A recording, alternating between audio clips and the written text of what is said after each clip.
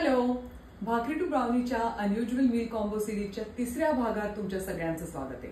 मी लोणी काढतेय, याचं कारण आजचा मेनू आहे थालीपीठ विथ झुणका।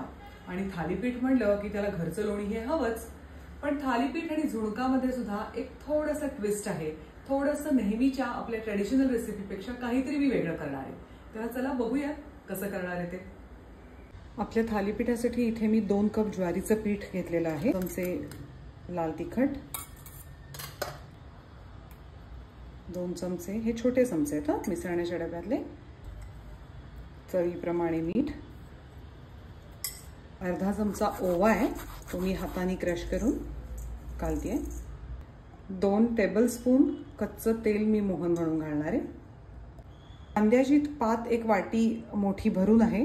कांद्याची पात कोवळी होती, त्याला पुरेसा कांदा पुढे नव्हता, म्हणून मग मी 1 मध्यम आकाराचा कांदा बारीक चिरून शिवाय घेतलेला आहे, वाटी मोठी बारीक चिरलेली मेथी। आता हे सगळं मी गार पाण्यात भिजवून घेते, कारण असा गोळा मिळून मी आता हा झाकून ठेवणार आहे। तोवर आपण झुणका करू। झुणका करण्यासाठी मी इथे लोखंडाची कढई गरम करायला ठेवलेली आहे आणि ह्याच्यामध्ये नेहमीपेक्षा थोडंसं जास्ती तेल घ्यायचं, कारण आपल्याला बेसन ह्या तेलात भाजून घ्यायचं आहे। मोहरी, हिंग, हळद, 2 बारीक केलेल्या मिरच्या, 1 कडलिंबाची काडी बारीक चिरून घेतली आहे, म्हणजे कोणी काढून टाकू शकत नाही, 1 अगदी बारीक चिरलेला कांदा थोडासा ट्रान्सलुसंट झाला की अर्धा टोमॅटो अगदी बारीक चिरून घेतलेला आहे।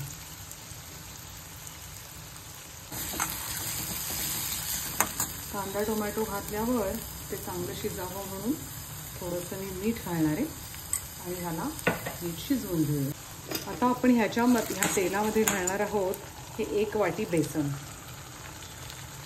आणि खूप छान मंद आचेवरती हे खमंग भाजून घ्यायचं तेलावरच।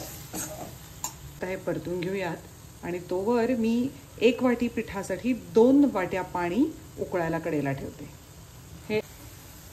आता हे बेसन परतायला लागून मला ऑलमोस्ट 6 मिनिटं झाली आहेत आणि पाणी मी ठेवलंय 2 वाट्या, ते आपण ह्याच्यामध्ये घालूया।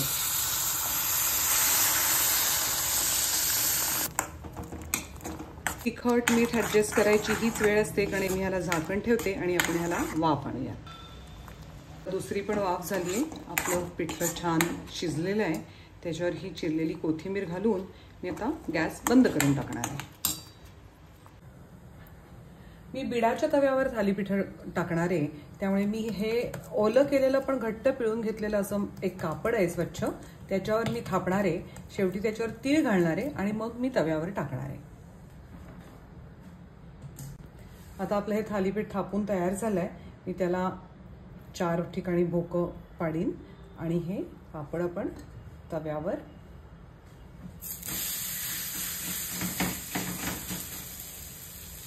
भोकं पाडली आहेत, त्याच्यामध्ये थोडं तेल घालणार आहे आणि तवा छानच तापलेला आहे माझा, त्यामुळे मी गॅस बारीक ठेवलाय। आपण हे खरपूस भाजून घेऊ। झालंय, आता ह्या बाजूने 1-2 मिनिटात मी उतरवते आणि अशी सगळी थालीपीठं करून घेते। तेव्हा गरम गरम थालीपीठ, झुणका, घरचं लोणी मस्त तयार आहे। तुम्हाला हवं असेल तर तुम्ही भाजणीच्या पिठाची पण थालीपीठं करू शकता, ठेचा, लोणचं हेही अकंपनीमेंट्स ह्याच्याबरोबर छान लागतील। तेव्हा तुम्ही करून बघा, तुम्ही काय वेगळं केलं हेही मला सांगा। भेटूयात भाकरी टू ब्राउनीच्या पुढच्या एपिसोडमध्ये। बाय।